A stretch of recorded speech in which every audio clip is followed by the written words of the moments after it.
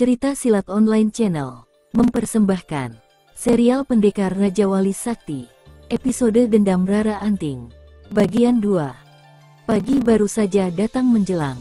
Matahari memancarkan sinarnya lembut dari balik Bukit Growong. Kabut masih terlihat menyelimuti seluruh bukit itu, meskipun sudah agak memudar. Hangatnya sinar matahari pagi membangunkan Mintarsih dari tidurnya. Gadis itu menggeliat dan menggosok-gosok matanya, namun mendadak saja terbeliak kaget. Oh, hehehe. Bukan main terkejutnya Mintarsih, karena di depannya kini sudah berdiri 3 orang laki-laki bertubuh tinggi kekar berwajah kasar penuh brewok. Gagang golok dari tanduk kerbau menyembul di pinggang. Mereka tertawa-tawa sambil menyeringai. Sinar mata mereka begitu liar menjilati wajah dan seluruh tubuh Mintarsih. "Siapa kalian?" tanya Mintarsih dengan tubuh agak bergidik. "Hehehe, nasib kita memang lagi mujur, Kakang. Cantik sekali kelinci ini," kata salah seorang sambil terkekeh. Dijilati bibirnya sendiri yang tebal hampir tertutup kumis. Mendengar kata-kata itu Mintarsih semakin bergidik ketakutan. Nalurinya langsung mengatakan kalau ketiga laki-laki ini tentunya tidak bermaksud baik. Gadis itu buru-buru bangkit berdiri dan melangkah mundur. Namun langkahnya tertahan oleh sebuah pohon yang cukup besar. Wajahnya semakin pucat karena ketiga laki-laki itu sudah bergerak mendekati disertai pandangan mata liar dan tawa terkekeh. "Mau apa kalian?" bentak Mintarsih. "Pergi, jangan dekati aku." Tapi ketiga laki-laki itu seperti tak mendengar bentakan itu. Mereka hanya terkekeh dan terus melangkah maju. Mintarsih menggeser kakinya ke samping. Namun belum juga sempat berbuat sesuatu, mendadak saja salah seorang laki-laki yang berada di tengah melompat menerkamnya. Oh, Mintarsih terkejut bukan main. Tanpa disadari, gadis itu menggerakkan tangannya dan tepat menghantam dada laki-laki yang hendak menerkam bagai serigala lapar melihat domba gemuk. Des. Laki-laki itu mengeluh pendek. Pukulan Mintarsih rupanya cukup keras juga, sehingga membuat laki-laki brewok itu terpental balik ke belakang. Dua temannya hanya terpana, tidak percaya melihat temannya terjengkang dan tergeletak di tanah. Sedangkan Mintarsih sendiri hampir tidak percaya kalau mampu memukul begitu keras, dan hasilnya lumayan juga. Tapi kejadian itu hanya sebentar saja. Ternyata orang yang terjungkal itu sudah bangkit kembali dan langsung menggeram marah. Sambil memaki, dia kembali melompat hendak menerkam Mintarsih. Namun gadis itu cepat menggeser kakinya sambil memiringkan tubuh ke kanan. Terkaman laki-laki brewok itu luput dari sasaran, dan hanya memeluk pohon yang berada di belakang Mintarsih. "Setan alas," kutuknya sengit. Kedua temannya bergegas berlompatan menyerang Mintarsih. Tapi kali ini Mintarsih tidak akan menyerah begitu saja. Bagaimanapun juga, gadis itu pernah mempelajari jurus-jurus ilmu olah kanuragan dari ayahnya. Dengan kepandaian yang sedikit, ditambah lagi perasaan takut yang amat sangat, Mintarsih berusaha melawan sebisa-bisanya. Menyadari kalau gadis cantik ini memiliki kepandaian juga, ketiga laki-laki itu menjadi gusar bukan main. Apalagi sampai saat ini gadis itu belum juga berhasil diringkus. Mereka menggeram bagai binatang buas terkecoh oleh seekor domba cantik yang lemah. Sret. Hampir bersamaan mereka mencabut golok. Mintarsih terkesiap, karena tidak memiliki senjata apapun untuk menandinginya. Ada sedikit penyesalan, karena menolak anjuran ayahnya agar dirinya membawa senjata. Gadis itu menggeser kakinya ke belakang beberapa tindak, kemudian dengan cepat berbalik dan berlari sekencang-kencangnya. "Kejar, jangan biarkan lolos," seru salah seorang. Ketiga laki-laki brewok itu langsung berlari cepat mengejar. Mintarsih terus berlari sekuat tenaga menerobos lebatnya hutan di kaki Bukit Growong ini. Kejar-kejaran pun terjadi. Memang agak sukar berlari di dalam hutan yang lebat ini. Tapi Mintarsih tidak peduli, dan terus berlari sekuat tenaga. Dia tahu kalau di depan sana ada jalan yang menghubungkan hutan ini dengan sebuah desa. Dan biasanya jalan itu ramai dilalui orang. "Tolong!" teriak Mintarsih kencang. Tapi di dalam hutan yang sunyi ini, mana ada yang mendengar teriakannya. Suara gadis itu bagaikan tenggelam termakan pepohonan. Mintarsih terus berlari dan kadang-kadang tersuruk jatuh terganjal akar pohon yang menyembul keluar dari dalam tanah. Jalan setapak di depan sudah terlihat, dan hutan ini semakin terbuka. Mintarsih semakin mempercepat larinya. Tolong! Teriak Mintarsih begitu tiba di jalan setapak yang berdebu itu. Ketika menoleh ke belakang, ternyata ketiga laki-laki bersenjata golok itu masih terus mengejar. Mintarsih terus berlari melintasi jalan setapak berdebu ini. Hatinya agak heran dan khawatir juga, karena jalan ini sangat sepi. Tak terlihat seorang pun yang melintasinya. Dengan perasaan cemas yang amat sangat, Mintarsih semakin kuat berlari. Tidak dipedulikannya lagi nafasnya yang sudah tersengal dan dada yang terasa akan pecah kehabisan udara. Tolong! Teriak Mintarsih lagi ketika melihat seseorang tengah duduk mencangkung di atas batu, di pinggir jalan di depannya. Mintarsih langsung memburu, akhirnya dia jatuh tersuruk di depan seorang pemuda berwajah tampan dan berkulit kuning langsat. Pemuda itu terkejut, hingga melompat berdiri. Dia mengenakan baju putih tanpa lengan, sedangkan bagian dadanya dibiarkan terbuka lebar. Mintarsih merayap berusaha mendekati pemuda itu. "Tolong aku, Kisanak, tolong!" rintih Mintarsih penuh harap. Pemuda itu bergegas menghampiri lalu membantu Mintarsih berdiri. Sedangkan gadis itu buru-buru berlindung di belakang pemuda itu. Tubuh Mintarsih benar-benar gemetar dan wajahnya pucat. Nafasnya tersengal memburu. Keringat mengucur deras membasahi seluruh wajah dan tubuhnya. "Ada apa?" tanya pemuda itu lembut. "Tolong aku, Kisanak. Mereka hendak berbuat jahat padaku," sahut Mintarsih, masih dengan suara tersendat dan napas tersengal. Pemuda itu menatap ke depan. Pada saat itu ketiga laki-laki yang mengejar Mintarsih sudah dekat. Mereka mendengus-dengus dan memaki-maki dengan kata-kata kotor yang tidak pantas didengar telinga. Pemuda itu menarik tangan Mintarsih dan membawanya ke tepi jalan. Sementara ketiga laki-laki bersenjata golok terhunus itu sudah menyebar, mengepung dari 3 jurusan. "Hei, bocah, minggir kau, jangan ikut campur urusanku," bentak salah seorang yang mengenakan baju hitam dan bercelana sebatas lutut. Mengapa kalian mengejar gadis ini?" tanya pemuda itu tenang. "Bukan urusanmu, dia istriku," bentak orang itu sengit.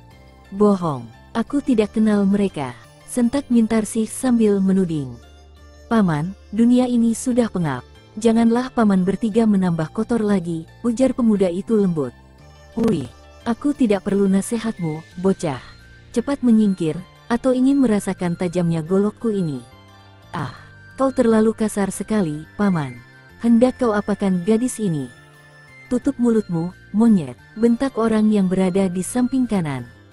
Pemuda itu melirik sedikit, agak memerah juga wajahnya mendapat perlakuan kasar seperti itu. Tapi segera ditariknya napas dalam-dalam, mencoba untuk tetap bersabar. Dia tahu manusia macam apa ketiga laki-laki tinggi tegap ini. Sementara ketiga laki-laki itu saling memberi isyarat, kemudian bergerak perlahan sambil melintangkan golok di depan dada. "Menjauhlah, Kisanak. Tampaknya mereka membutuhkan sedikit pelajaran," kata pemuda itu lembut. Tanpa diminta 2 kali Mintarsih segera menyingkir mencari tempat yang aman. Sedangkan ketiga laki-laki itu sudah semakin mendekati pemuda berbaju putih tanpa lengan itu. Dan mendadak, "Iya, iya." Ketiga laki-laki brewok itu berlompatan sambil mengibaskan cepat goloknya ke arah pemuda berbaju rompi putih itu. Namun sungguh tidak terduga, hanya dengan menggerakkan tubuh sedikit dan mengkelebatkan cepat tangannya, tahu-tahu terdengar pekikan-pekikan keras disusul terpentalnya 3 laki-laki itu ke belakang. Mereka bergegas berdiri dan terkejut bukan main. Entah bagaimana caranya, tahu-tahu golok mereka sudah terampas pemuda itu. Seketika wajah mereka semua memucat dan saling berpandangan. "Aku harap paman bertiga segera angkat kaki dari sini," ujar pemuda itu dingin. Trek. Hanya sekali pukul saja, 3 batang golok itu patah jadi 2 bagian. Pemuda itu melemparkannya ke depan kaki 3 orang laki-laki yang hanya terpana dan mulut ternganga lebar. "Pergilah, sebelum aku berubah pikiran." Tanpa membuang-buang waktu lagi, ketiga orang itu bergegas lari sekencang-kencangnya. Pemuda berbaju rompi putih itu menggeleng-gelengkan kepala. Sebentar kemudian diputar tubuhnya dan dihampirinya Mintarsih yang berdiri di bawah pohon beringin besar. Gadis itu memandangi wajah tampan yang kini tersenyum lembut menawan. Entah kenapa, mendadak saja Mintarsih merasakan jantungnya jadi berdetak kencang tak terkendali. Perasaannya benar-benar jadi gugup. Buru-buru dialihkan pandangannya ke arah lain, tepat pada saat pemuda itu sampai di depannya. Terima kasih, kau telah menyelamatkan diriku, ucap Mintarsih dengan kepala tertunduk. Sebaiknya Nisanak cepat pulang, ujar pemuda itu lembut. Mintarsih tidak menyahut dan hanya tertunduk saja. Hatinya bingung, karena tidak tahu harus pergi kemana saat ini. Gadis itu meninggalkan rumah bersama ayahnya memang hendak menuju ke suatu tempat. Tapi dia tidak tahu, di mana arah tujuannya. Yang diketahuinya tempat itu bernama Padepokan Arum. Ada apa, Nisanak? Tanya pemuda itu lembut. Ah, tidak, sebaiknya aku memang cepat-cepat pergi, sergah Mintarsih buru-buru. Tanpa mengucapkan sepatah kata pun, gadis itu bergegas pergi meninggalkan pemuda berbaju rompi putih itu. Mintarsih berjalan cepat dan terlihat tergesa-gesa sekali. Sedangkan pemuda berbaju rompi putih itu memandangi tanpa berkedip. Kemudian dilangkahkan juga kakinya ke arah yang sama dengan Mintarsih. Hari hampir senja, terik sinar matahari tidak lagi terasa. Mintarsih berjalan perlahan-lahan melintasi jalan tanah berdebu. Sebuah perkampungan sudah terlihat tidak berapa jauh lagi di depan. Gadis itu tampak kelelahan karena seharian penuh menempuh perjalanan tanpa tujuan pasti. Dia berhenti sebentar dan memandang perkampungan itu. Kemudian kembali dilanjutkan perjalanannya, walaupun dengan langkah terlatih-tatih. Oh, tiba-tiba Mintarsih tersentak kaget. Tiba-tiba saja dari balik sebuah pohon di depannya muncul seorang laki-laki berwajah kasar dan penuh ditumbuhi brewok. Belum juga lenyap keterkejutannya, dari samping kanan dan kirinya muncul lagi dua orang laki-laki yang tidak kalah seram wajahnya. Mintarsih langsung berhenti berjalan dan seketika tubuhnya bergetar. Ketiga laki-laki inilah yang pernah mencegat dan mengejarnya. Hehehe, kita ketemu lagi, manis. Tapi kali ini tak ada lagi yang bisa menolongmu, ujar laki-laki yang berada di depan sambil melangkah mendekati. Oh, apa yang akan kalian perbuat? Bentak Mintarsih, bergetar suaranya. Hehehe, hanya tubuhmu, manis. Dua laki-laki yang lain langsung tertawa terbahak-bahak. Pucat pasi wajah Mintarsih seketika itu juga. Ditelan ludahnya beberapa kali. Gadis itu bisa memahami kata-kata laki-laki berwajah kasar itu. Sedangkan mereka semakin dekat, disertai sinar mata liar menjilati seluruh tubuh ramping menggiurkan. Mintarsih bergidik nyeri.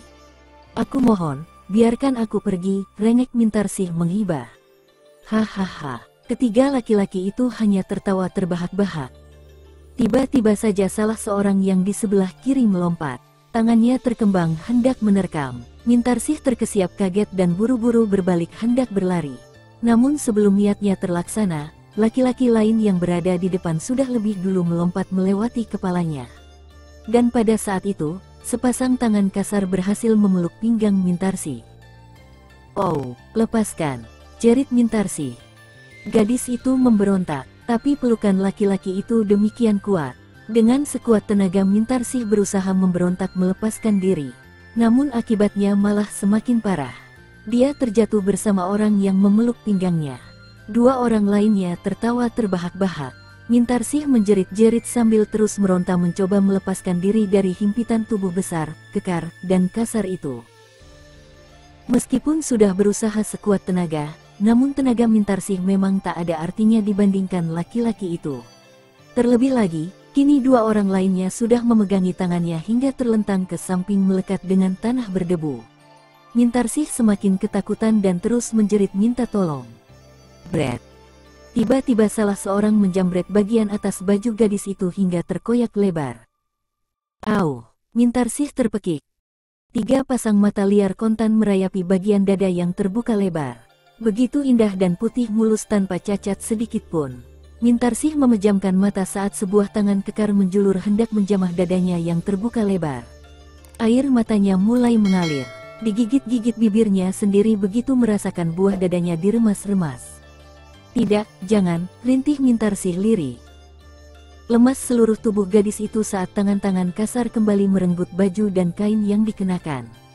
Mintarsih tak mampu lagi membuka mata, apalagi meronta. Dirinya seakan-akan pasrah terhadap apa yang akan terjadi nanti.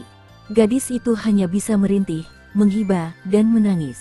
Namun ketiga laki-laki itu tidak peduli. Rintihan Mintarsih bagaikan nyanyian merdu yang membangkitkan gairah. Des, bak, daf. Tiba-tiba saja terdengar benda-benda keras berbenturan. dan entah bagaimana, tahu-tahu Mintarsih merasa tubuhnya ringan, dan tak ada lagi tangan-tangan kasar mencengkeramnya. Perlahan gadis itu membuka mata, dan menjadi terbeliak begitu melihat 3 laki-laki yang hendak memperkosanya bergelimpangan sambil mengaduh dan merintih kesakitan. Buru-buru Mintarsih meraih pakaiannya yang sudah koyak tercabik, dan bergegas mengenakannya kembali. Tubuhnya dengan cepat beringsut menyingkir. Kini matanya menatap seorang pemuda berwajah tampan mengenakan baju rompi putih yang berdiri tegak, sambil menatap tajam 3 orang laki-laki bertubuh besar yang mulai bangkit berdiri. Binatang pun masih punya belas kasihan. Hanya saja kalian bukan lagi binatang, tapi iblis. Geram pemuda itu dingin. Saat mengetahui siapa yang menolong Mintarsih, ketiga laki-laki brewok berwajah kasar itu lari lintang pukang tanpa berkata-kata lagi. Pemuda itu tidak mengejar, dan hanya berbalik memandang Mintarsih yang sudah berdiri dengan pakaian koyak. Gadis itu memegangi belahan baju pada bagian dada yang sobek. Sementara itu pemuda berbaju rompi putih menghampirinya. "Kau tidak apa-apa, adik manis?" tanya pemuda itu lembut. "Tidak," sahut Mintarsih lirih. "Terima kasih. Sudahlah, mari kuantar sampai ke rumah." Pemuda itu menawarkan jasa. Tapi Mintarsih malah memandanginya. "Kenapa kau tidak ingin diantar?" Aku, suara Mintarsih tersendat dan tidak mampu lagi meneruskan kalimatnya. Mintarsih menggeleng-gelengkan kepalanya. Air matanya semakin deras mengalir, membasahi pipi halus agak kemerahan. Pemuda itu jadi mengerutkan kening. Kemudian direngkuhnya bahu gadis itu dan dipeluknya. Mintarsih semakin keras menangis dalam pelukan pemuda tampan berbaju rompi putih. Agak lama juga gadis itu menguras air mata di pelukan pemuda yang telah 2 kali menolongnya. Sedangkan pemuda berbaju rompi putih itu mencoba meredakan tangis Mintarsih. Perlahan-lahan dilepaskan pelukannya dan dibawanya gadis itu ke bawah pohon. Mereka duduk di sana berdampingan, menghadap jalan tanah berdebu yang sunyi senyap. Sementara mentari semakin condong ke arah barat. Sinarnya semakin redup, lembut terasa menyentuh kulit. "Namaku Rangga. Kau siapa, adik manis?" Pemuda berbaju rompi putih itu memperkenalkan diri. "Mintarsih." "Kenapa berada seorang diri di tempat sepi seperti ini?" tanya pemuda berbaju rompi putih yang ternyata memang Rangga, atau dikenal dengan julukan pendekar Raja Wali Sakti. Mintarsih tidak langsung menjawab, tapi malah memandang wajah tampan di sampingnya. Dengan punggung tangan, disusut air matanya. Sedangkan sebelah tangannya lagi masih memegangi belahan baju bagian dada yang terkoyak. Memang Mintarsih tidak bisa melindungi bagian tubuh lainnya. Hampir seluruh pakaiannya terkoyak, sehingga menampakkan kulit tubuhnya yang putih halus.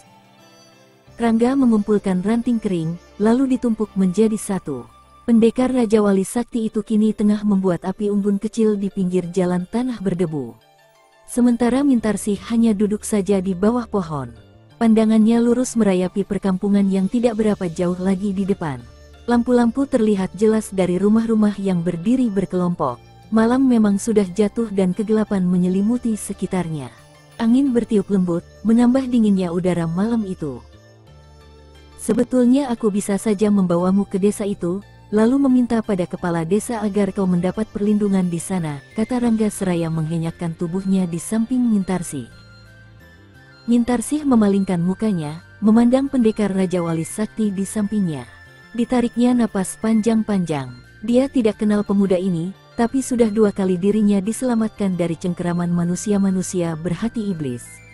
Kalau bukan karena pemuda ini, Mintarsih tidak tahu lagi pada nasib kehidupannya. "Kakang," pelan suara Mintarsih dan terputus. Boleh aku memanggilmu Kakang?" "Kenapa tidak?" Rangga tidak keberatan. "Kenapa kau menolongku?" tanya Mintarsih bernada ragu-ragu. Rangga menatap gadis itu dalam-dalam, kemudian tersenyum lembut. Ditepuk lembut punggung tangan gadis itu, kemudian ditambahkan sebatang ranting ke atas api unggun. "Aku akan menolong siapa saja yang membutuhkan," ujar Rangga disertai desahan napas panjang. "Kakang seorang pendekar?" tanya Mintarsih lagi. "Bukan, aku hanya pengembara yang tidak punya tujuan pasti," sahut Rangga merendah. "Seorang pengembara sudah pasti pendekar," tegas Mintarsih.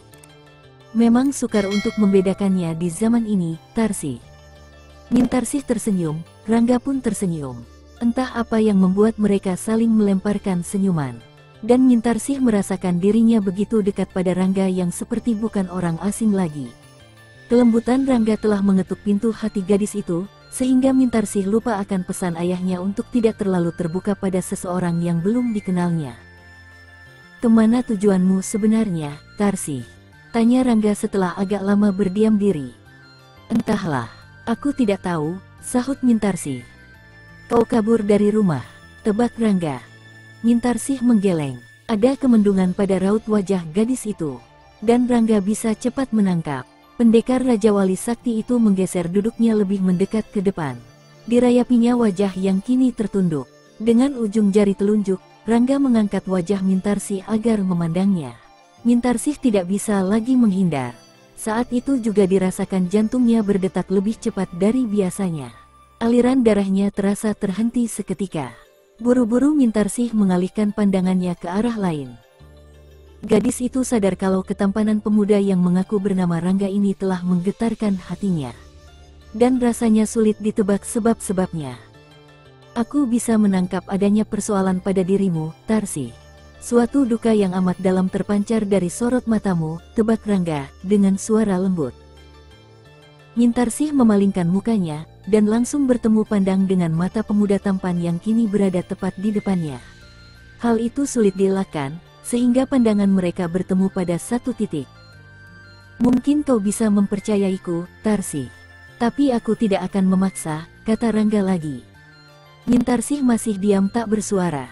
Bibirnya terbuka bagai memancing gairah pemuda itu untuk memagutnya. Tapi Rangga tidak pernah terpikir sampai ke sana. Meskipun diakui kalau gadis ini sangat cantik, bahkan sanggup membangunkan seorang laki-laki di kala tidur nyenyak sekalipun. Belum lagi keharuman yang tersebar dari tubuhnya. Rangga sendiri hampir tergoda kalau saja tidak segera teringat Pandan Wangi yang sekarang berada di Istana Karangsetra.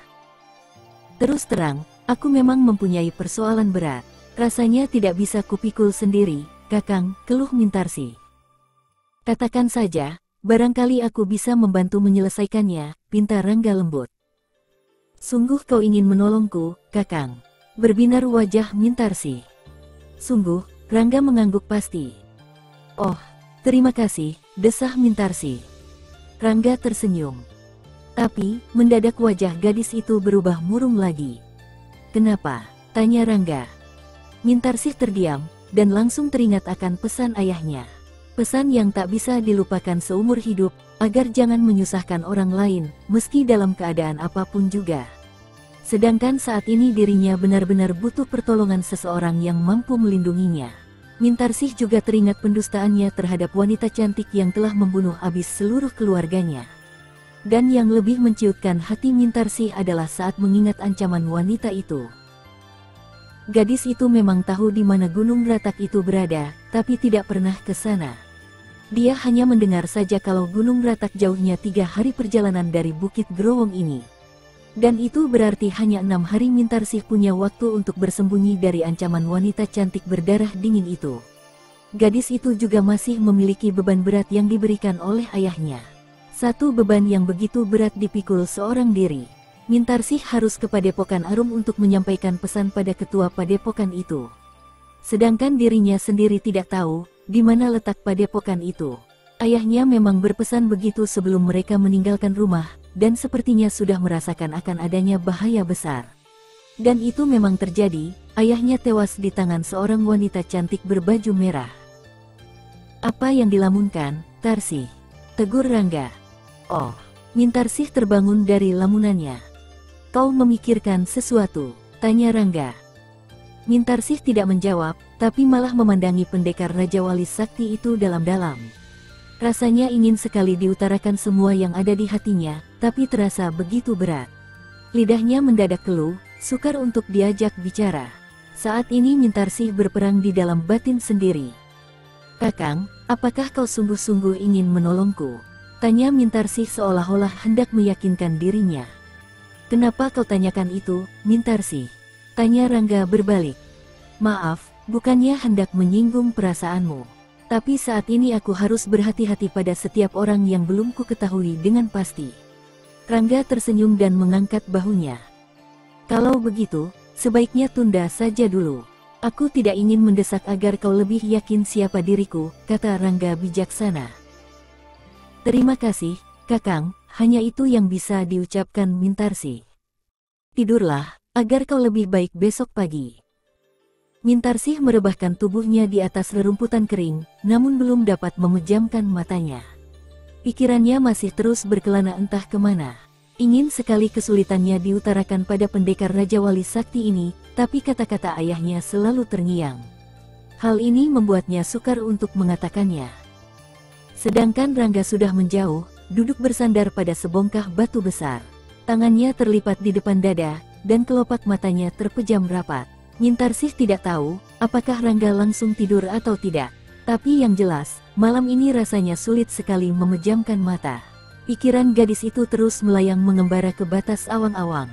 Sesekali dipandangi wajah tampan yang matanya tengah terpejam itu. Bersambung ke Dendam Rara Anting 3. Masih bersama cerita Silat Online Channel. Jangan lupa like and subscribe, terima kasih.